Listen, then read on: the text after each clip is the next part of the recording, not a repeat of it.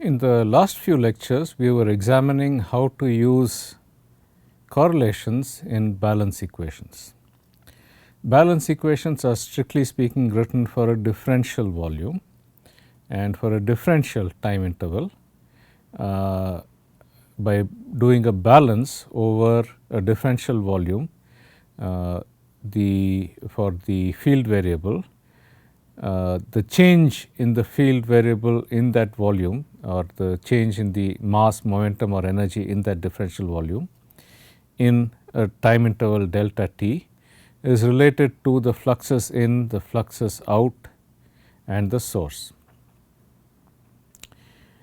If you wanted to do an integral balance for an entire object, for example a sphere cooling in a fluid, either under conditions of low Peclet number or high Peclet number, you could still do a balance for the entire sphere. The rate of change of energy in the sphere is equal to the negative of the flux times the surface area, because the flux outward will tend to decrease the energy of the sphere. So, negative of the flux times the surface area. So, that is you are doing a balance for the entire object. Okay. In such a situation, the flux, we have calculated a correlation for that flux under different conditions. When can that correlation be used in order to calculate the rate of change of the temperature or the concentration of a sphere, or in the case of a dissolving sphere, the rate of change of diameter of the sphere? Under what conditions can we use the correlation? The correlation was derived for steady state. Okay. Steady state means that if you, for example, place a heated sphere in a cooled fluid, it takes some time for the temperature variation to reach a steady value. That is the diffusion time, the length squared divided by the diffusivity. Okay. That diffusion time has to be much smaller than the time scale for the variation of the temperature on the surface of the sphere, for example, in order to be able to consider this as an instantaneous variation. So, in that case you can use a steady correlation, but you have to verify after completing the calculation that the time scale for the variation of the surface of the sphere is in fact much longer than the diffusion time. The diffusion time depends upon the regime. In the limit of high Peclet number, low Peclet number, for example, the diffusion length scale is the diameter of the sphere itself. When an object is heated in and placed in a fluid, and heat transfer or mass transfer takes place only due to diffusion, then the diffusion length scale is the same as the characteristic dimension d, and the diffusion time is d square by the diffusivity. Under condition of high Peclet number, forced convection, we saw that the diffusion length is actually much smaller than the diameter. That is because any energy that is diffusing outward from the sphere gets rapidly swept downstream due to the strong flow at high Peclet number. Note that Peclet number is the ratio of convection and diffusion. So, any heat that diffuses out gets swept downstream rapidly, and therefore, the disturbance to the temperature due to this diffusion is restricted to thin region close to the surface. Similarly, for the flow in a film, whatever gets absorbed on the surface diffuses into the film and it is convected downwards. When the Peclet number is large, the convection, the material gets convected downstream before it diffuses very far in, and therefore, it is restricted to a thin region close to the surface. Similarly, for the pipe flow, if the wall is heated, thermal diffusion, the heat diffuses to a small thickness before it gets convected rapidly downstream, and therefore, the temperature disturbance is restricted to a thin region. This small thickness is the diffusion length scale. Okay. The diffusion length by the characteristic length in this case goes as p power minus 1/3 for rigid surfaces for particles, minus half for bubbles for example. It goes as p power minus half times h by L power minus 1/3, minus half, sorry. The power half is always present for mobile interfaces. P power minus half times h by L power minus half for diffusion into a film, and p power minus 1/3 h by L power minus 1/3, sorry, d by L for minus power minus 1/3 for diffusion into a pipe of diameter d. Okay. And the diffusion time goes as the diffusion length squared divided by alpha. Okay. So, because this diffusion time is much smaller than L square by alpha, right, you have to the steady state approximation is valid so long as the time for evolution of the temperature or concentration field is much larger than this diffusion time. Okay. So, that is, and we had solved problems where we had estimated the diffusion time based upon the flow around a particle. In this particular case, we had taken a laminar flow around a particle at high Peclet number and solved for the diffusion time and the characteristic time, and verified at the end that the characteristic time was actually much larger than the diffusion time. Okay. And similarly for the dissolution of a pill, in this case once again we had got the dependence of the diffusion time of the dissolution time of the pill on various parameters, the time for dissolution of the pill, and we had similarly verified that the dissolution time is much larger than the diffusion time. Okay.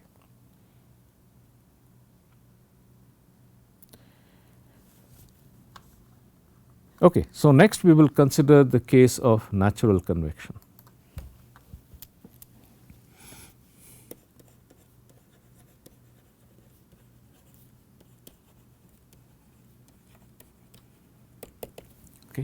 Recall our physical understanding of natural convection. Okay. Object of characteristic dimension Lc at temperature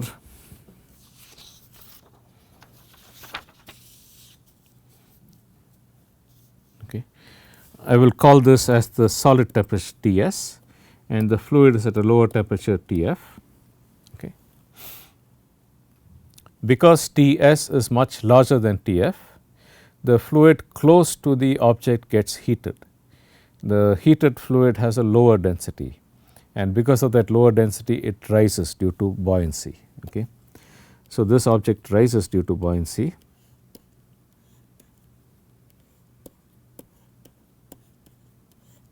Okay. And because the fluid close to the object rises, the fluid from the ambient has to come in to fill the vacant space. This results in a convection of energy away from the object due to the hot fluid moving away from the object and the cold fluid moving in. This results in transport rates that are much higher than what you would have if you had just diffusion in the absence of flow. In this case, the characteristic velocity is determined by the temperature difference itself. It is not something that is imposed, in contrast to forced convection, where you have a free stream velocity that is imposed, okay, either by the motion of a particle through air or by blowing the fluid past a particle, okay, or by forcing the fluid flow past the particle. In this case, the characteristic dimensionless number was the Grashof number.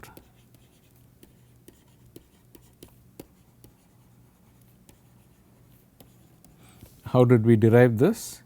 We made a balance between the force density due to buoyancy. Okay.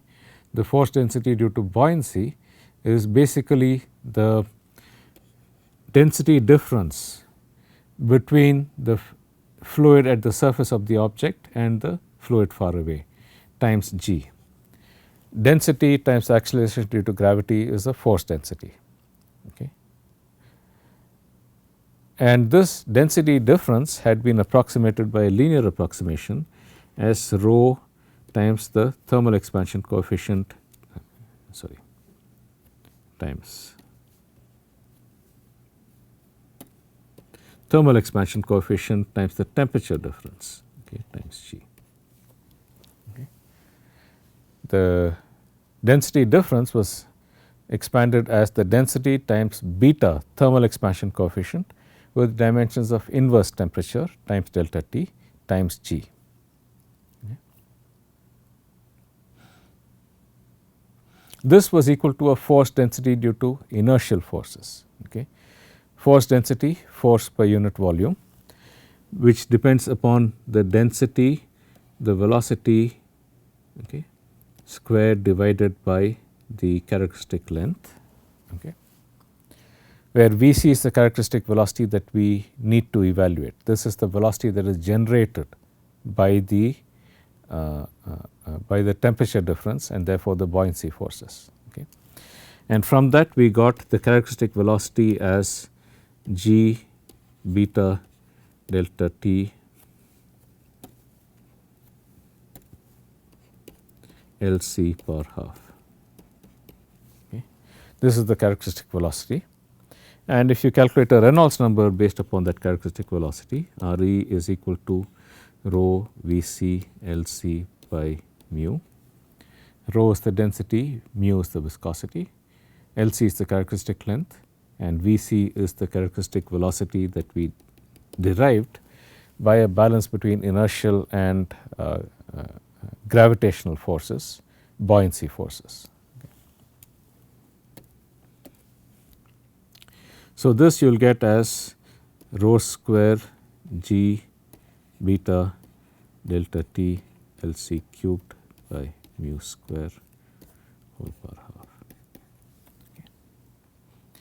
And traditionally this is written as the Grashof number per half, okay, where the Grashof number is equal to rho square G beta delta T Lc cubed by mu square. Okay. It is the square of the Reynolds number based upon the characteristic velocity from a balance between buoyancy and inertial forces. And we had seen that in practical applications this is a large number. Okay. It varies between 10 power 4 and 10 power 9 usually. Okay. So, that means that almost always in practical situations, we had seen earlier the example of cooling of a human body as well as cooling of an object in water. In all such situations the Grashof number is usually large. Inertial effects are dominant compared to viscous effects in these natural convection problems. Okay. So, when inertial effects are large compared to viscous effects and the Grashof number is large, okay, the Peclet number also based upon this characteristic velocity, that will also be large. Okay. So, the Peclet number will be basically Vc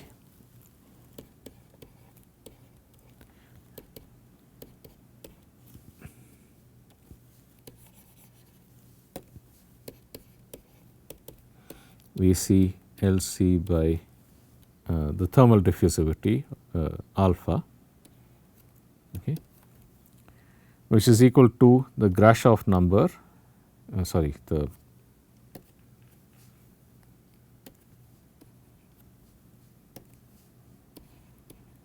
half into the Prandtl number.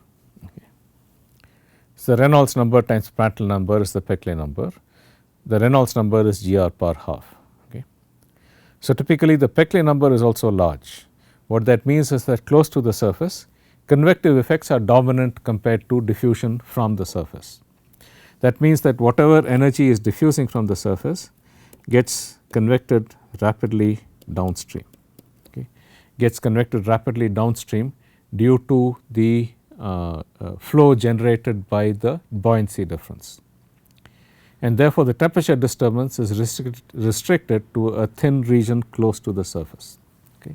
So, in this case as well, the temperature variation due to the presence of this object is restricted to a thin region close to the surface. the thickness of this region, okay, the characteristic length, okay, so the okay, what I will call the boundary layer thickness.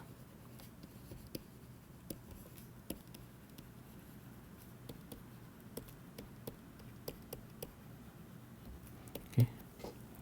This is going to be equal to the characteristic length times Grashof number per minus 1 by 4. Okay.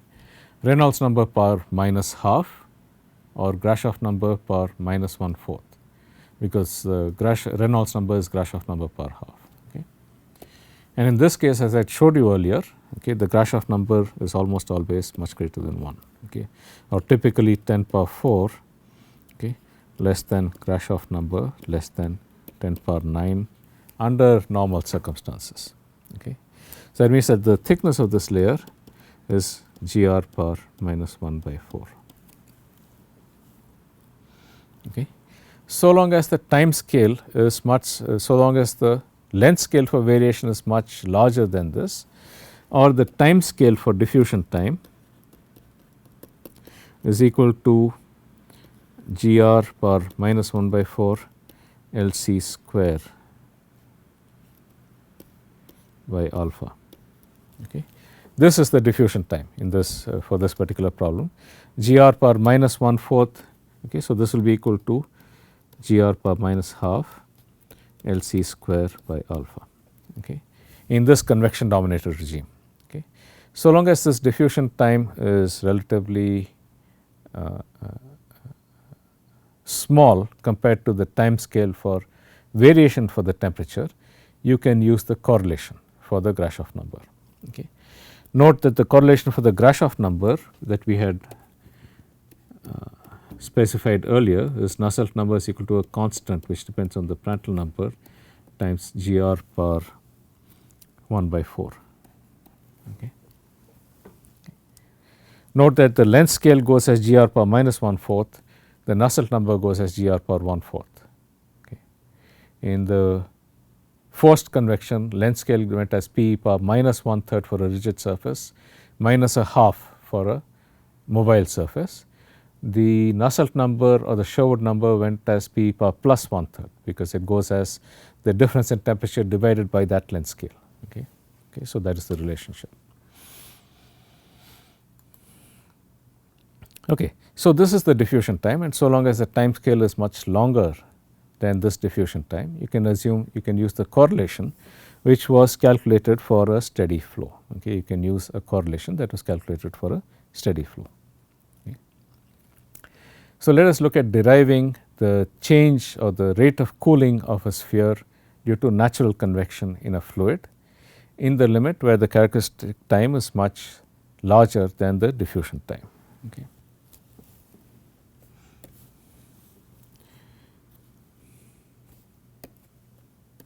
A heated sphere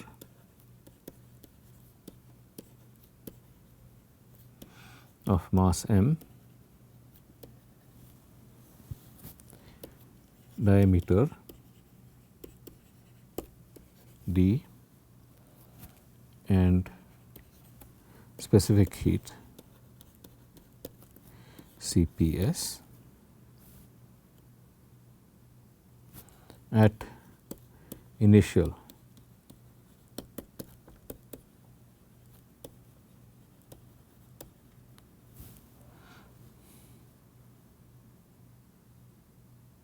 T naught cools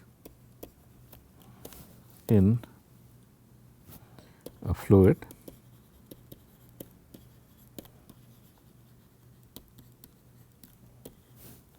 rho f, viscosity mu f,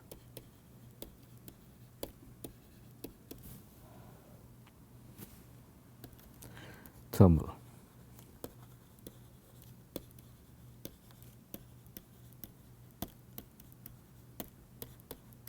Kf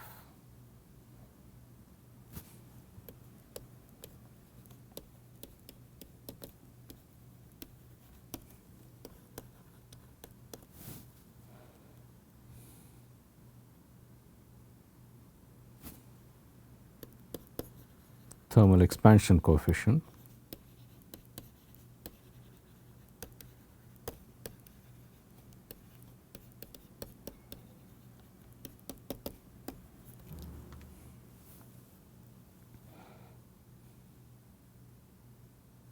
and temperature Tf.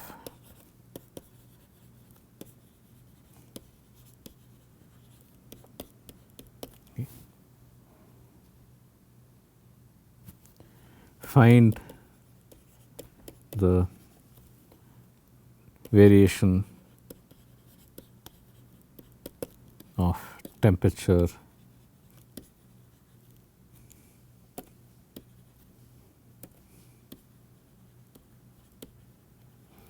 Ts of the sphere with time.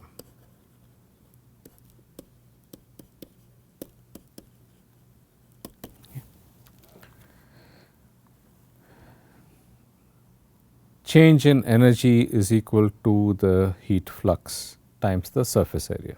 Okay. Change in energy mass Cps dTs by dt is equal to minus negative sign because heat is being conducted out, okay, minus pi d square times q average. Okay. Substitute the q average in terms of the Nusselt number correlation, okay, k into Ts minus Tf by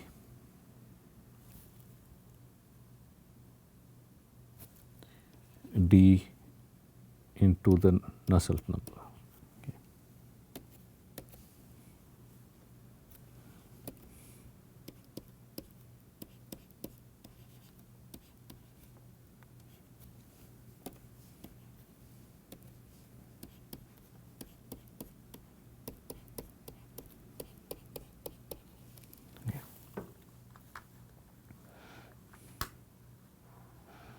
Now, the Nusselt number itself depends upon the temperature difference. Okay. The Nusselt number itself depends upon the temperature difference. In the previous examples, it depended on the Peclet number, okay, which had a velocity in it, but not on the temperature. Okay. In this particular case, the Nusselt number depends on the temperature through the Grashof number. Okay. And recall the correlation, Nusselt number is equal to some constant of Prandtl number times Grashof number power 1/4. Okay. Prandtl number is independent of temperature. Okay. It is equal to Cp mu by k. So long as specific heat, viscosity and thermal conductivity are independent, this is independent. However, the Grashof number does depend on temperature. Okay.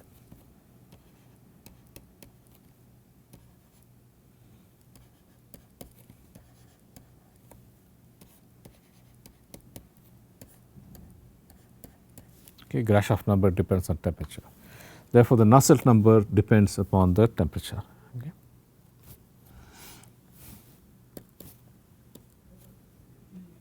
Kf is the fluid conductivity.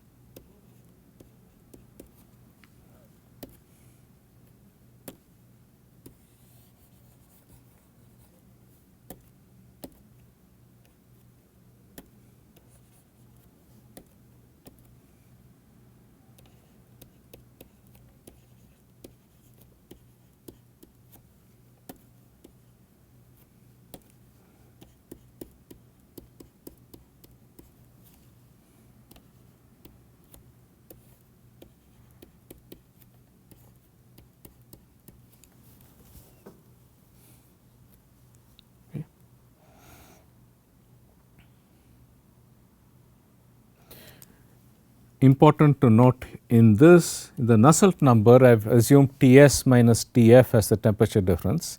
That is the instantaneous difference in temperature between the particle and the fluid. The Nusselt number correlation was calculated for a steady state where the particle temperature was a constant and the fluid temperature was a different constant. Whereas in this case, the particle temperature is changing with time. Nevertheless, I have used the instantaneous particle temperature in this correlation. That is valid only when the time scale that I get is much longer than the diffusion time. Okay, so we'll calculate that. Okay.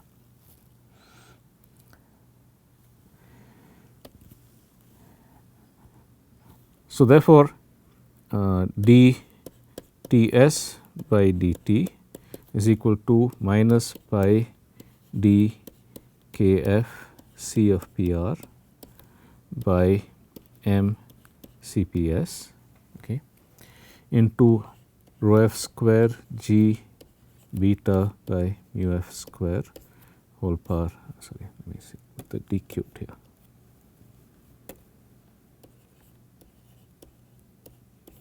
Okay, whole power 1/4, okay, into Ts minus Tf whole power 5/4. Okay, I have a Ts minus Tf here, and I have another one over here. Okay, so you get a 5/4 power. Okay, it is convenient to work in terms of a scale temperature, which is equal to Ts minus Tf by T naught minus Tf, okay, where T naught is initial temperature.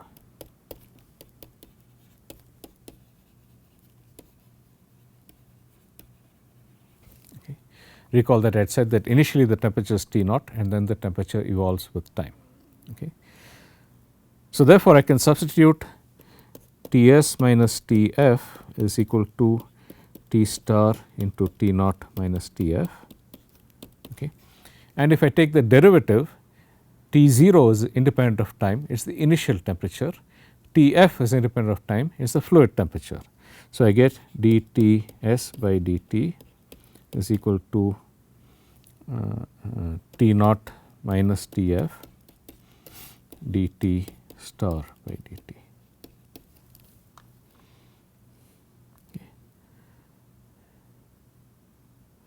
So, if I do that substitution, what I will get is dt star by dt is equal to minus pi C of PR kf d. Okay. I have one factor of d here and one factor of d power 3/4 here. Okay. So, I will get d power 7/4. Okay, into beta T naught minus Tf into g power 1/4.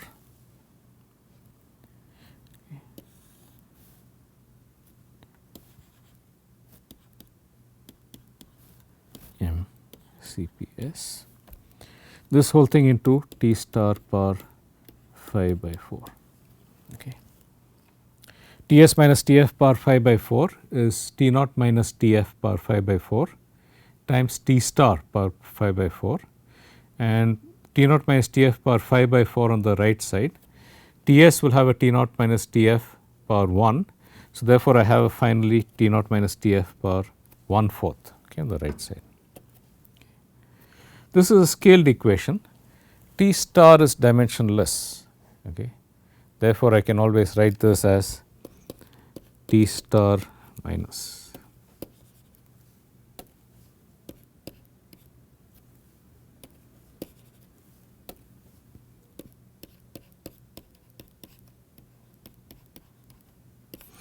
divided by a characteristic time, okay, where this Tc is the inverse of this factor here, inverse of this whole, I am sorry,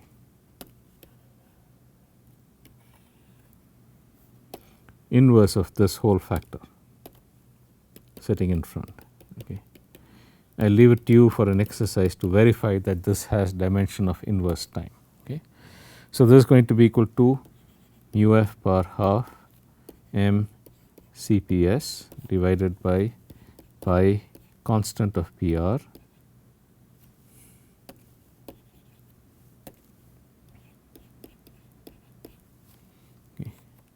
kf d power 7/4 into beta 1/4. Okay, so, that is the characteristic time. You can solve this equation, okay, dt star by T star is equal to minus dt by Tc, T star power 5 by 4. T power minus 5 by 4 is integral of that is going to be equal to T power minus 1 by 4 divided by minus 1 by 4. Okay. T power minus 5 by 4 integral is equal to T power minus 1 by 4 minus divided by minus 1 by 4. Therefore, I get minus 4 T star power minus 1 by 4, okay, plus constant, okay, is equal to T by Tc, okay.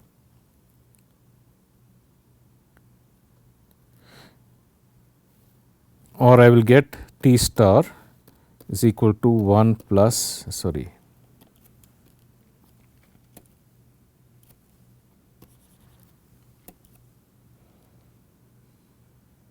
okay. The constant is determined from the condition that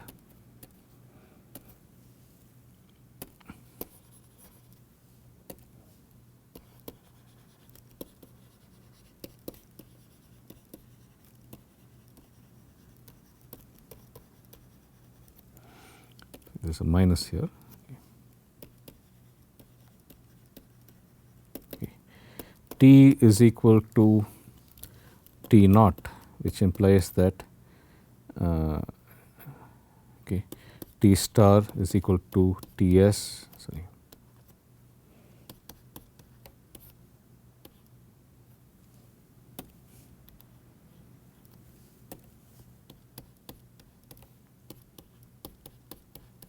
is equal to 1 at T is equal to 0.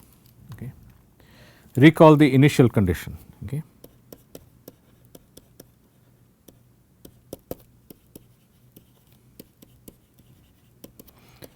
Ts is equal to T naught at T is equal to 0.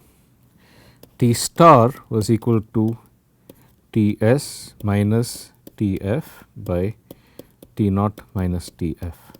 Okay. That was the definition of T star that we had used over here. Okay. So, therefore, at T is equal to 0, Ts is equal to T naught, which implies that T star is equal to 1. Okay. Therefore, that is the initial condition, T star is equal to 1 at T equal to 0.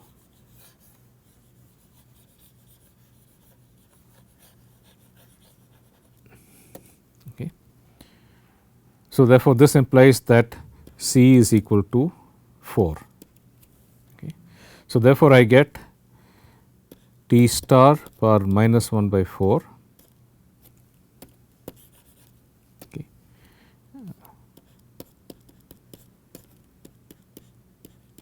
minus 1, okay, into 4 is equal to T by Tc, or T star will be equal to 1 plus T by Tc or minus 4. That is the decrease in temperature with respect to time, 1 plus T by Tc power minus 4. It decreases as 1 over T to the 4th power in the limit as T becomes large, okay, for the natural convection from a particle. I will briefly review this in the next lecture and then solve another problem on spatial variation.